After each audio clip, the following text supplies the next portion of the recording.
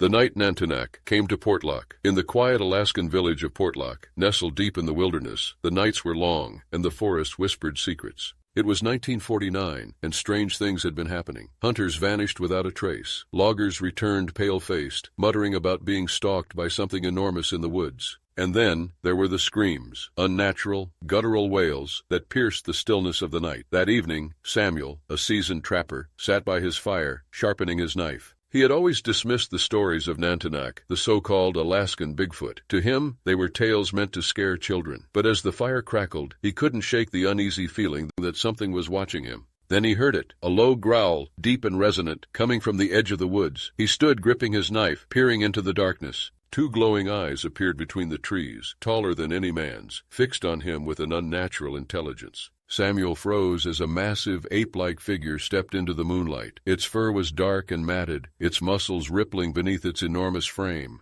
Before he could react, the creature let out a deafening roar that echoed through the valley. The villagers heard the noise and rushed to their windows. Some claimed to see the creature stalking the edges of the settlement. That night, Samuel's camp was found abandoned, his belongings scattered. The next morning, searchers discovered his body far from the village, mutilated and surrounded by footprints larger than any bear's. The attack was the final straw. Fear gripped the village like a vice. Families packed what they could carry and fled, leaving Portlock to the wilderness and to Nantinaq. To this day, no one lives in Portlock. The ghost town stands as a haunting reminder of the night the Alaskan wilderness proved it could never truly be tamed.